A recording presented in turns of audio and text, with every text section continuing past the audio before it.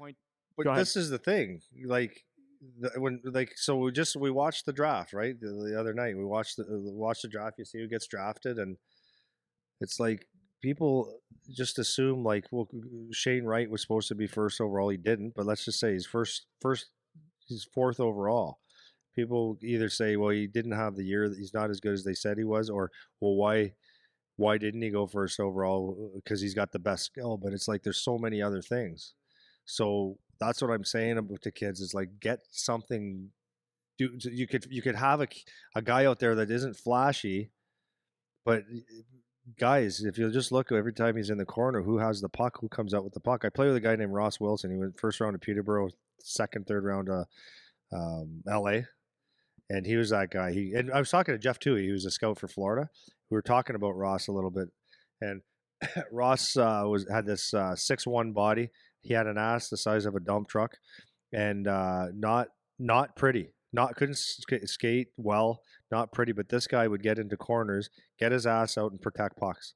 Okay, so he couldn't skate. Nothing fancy about this guy. Second round pick or third round pick to the LA Kings, because he did that one simple thing. So skill comes in a lot of different flavors. Yeah, for sure, man, and that's a really important thing. And then to your point, you mentioned something when you were talking there. You said like not everybody's the same.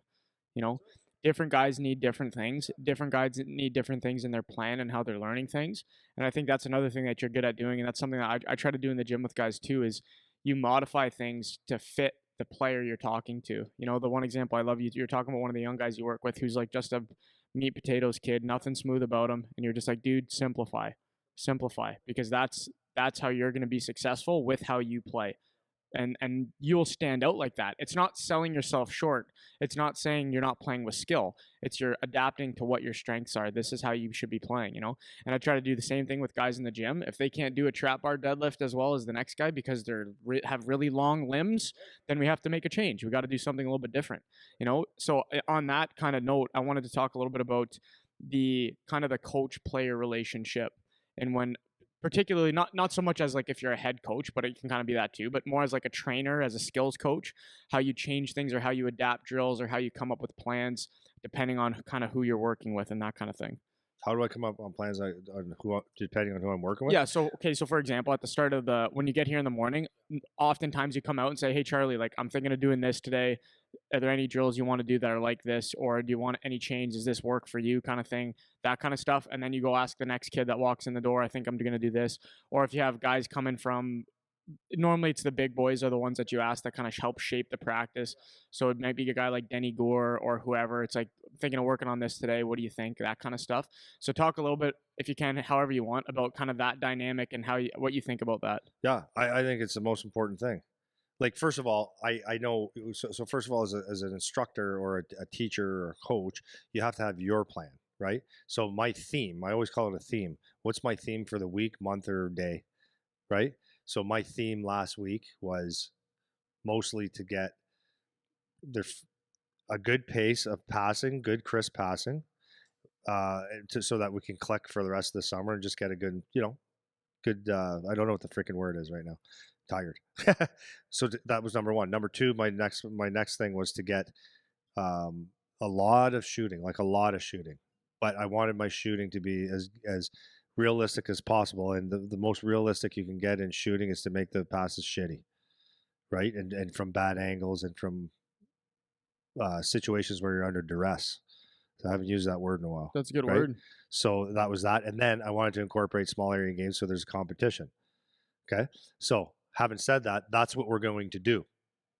Now, within that, Charlie, Seabass, Denny, whatever, in these drills, I said that this is the theme I'm going to have is I'm looking at doing this, and this, right, for the passing, because I want a lot of touches, and they either say yeah or hey, can we do this one?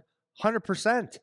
And then the shooting, I want this, and I want, and sometimes they go, we did that last week. I go, okay, but if we want to change, we'll change. But if I'm thinking this because in this situation, I want you guys to get a lot better. They go, yeah, okay, but can we do it like this, like the last time, this way, or yeah, coach, that makes sense. So I got them on my team, right? And then the small area games, I could say, or a game, I could say, okay, we're gonna go play the long skinny game today. And they can say, well, I don't want to play long skinny. I want to just, I'd rather do skills. or whatever. So for me, it's important to have like, here's my theme. It's like here's you go to a buffet, so you don't eat everything. It's just pick what you would like to have, Yeah. within what you have. So I just think as a coach, I become I become a better coach if I'm doing things that they're actually wanting to do. They're still doing what I want to do, but they have a say. And I would rather the kids come out and have a session where it's a 90% them, right? Then it's all about what I think you should do. Because at the end of the day, they're going to buy in, and then if they have a little bit of,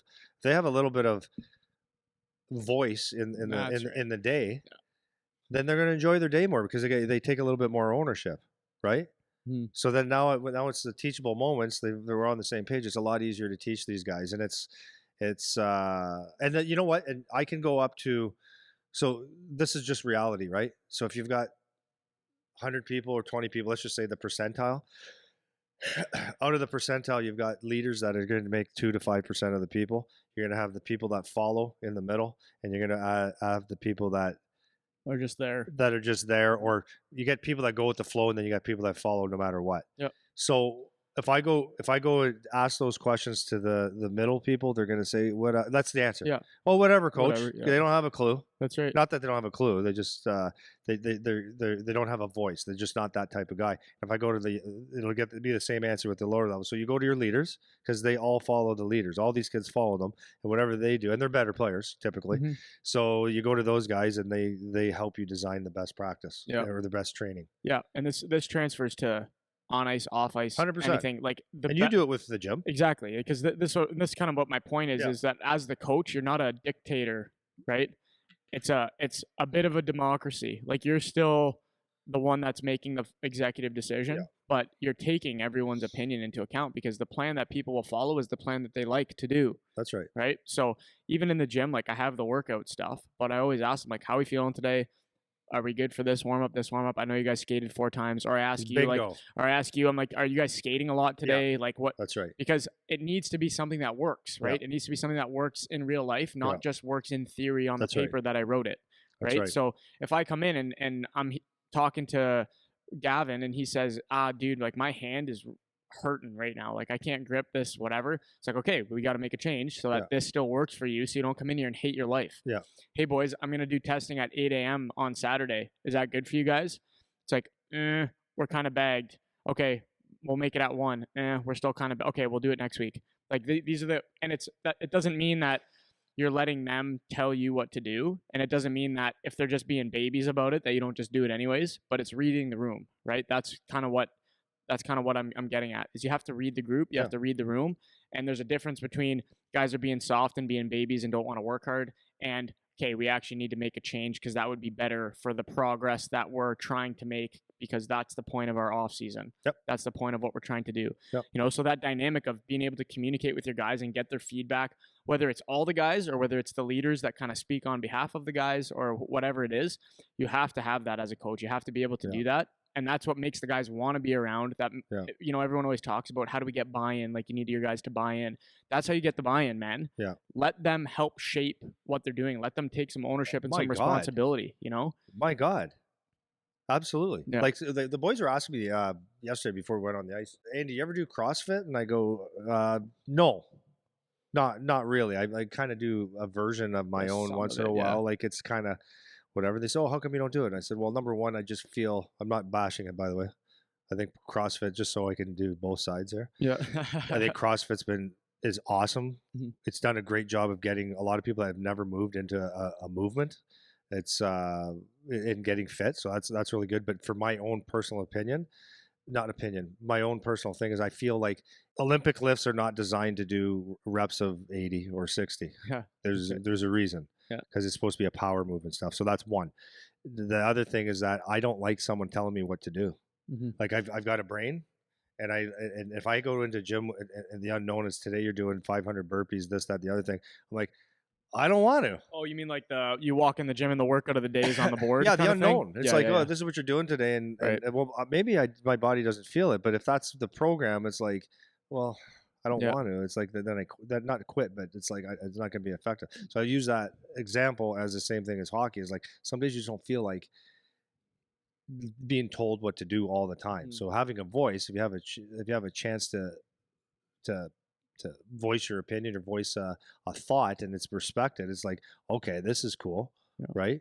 Or if you went to the CrossFit gym and you said, hey, can I just change this a little bit to make it less burpees and more maybe a whatever? Yeah, yeah, yeah. You can do it this way. It's like, oh, okay, this is cool now, Mhm. right?